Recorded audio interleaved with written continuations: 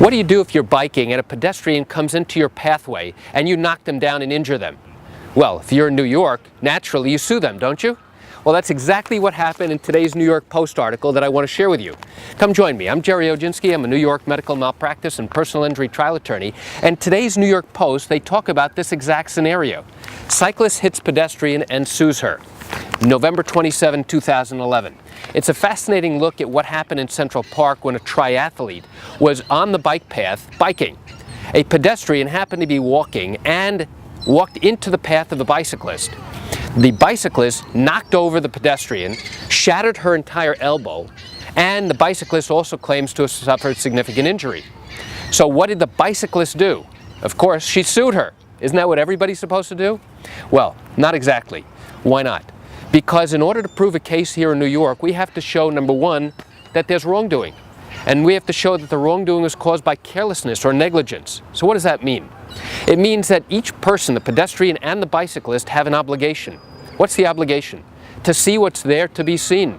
They have an obligation to be careful.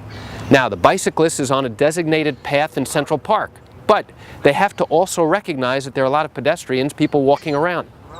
The pedestrian has an obligation to recognize that there's a bike path there and to know that people are going to be biking through there, and what do you expect? There are going to be people on the bike path riding their bicycles. So each one of them has an obligation. Now let me ask you a question. Do you think that the bicyclist is totally responsible for what happened? Or do you think that they both share some responsibility?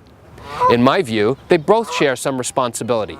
And I wouldn't be surprised if the pedestrian turns around and countersues the bicyclist for causing the accident that shattered her elbow. So the bottom line that you have to look at when evaluating this type of case is who's actually responsible.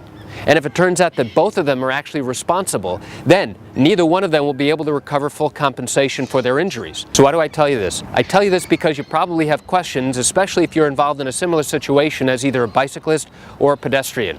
And what I want you to do is to pick up the phone and call me. I can answer your legal questions. This is what I do every single day. You can reach me at 516-487-8207 or by email at lawmed10@yahoo.com. I'm Jerry Oginski here in New York. Thanks for watching.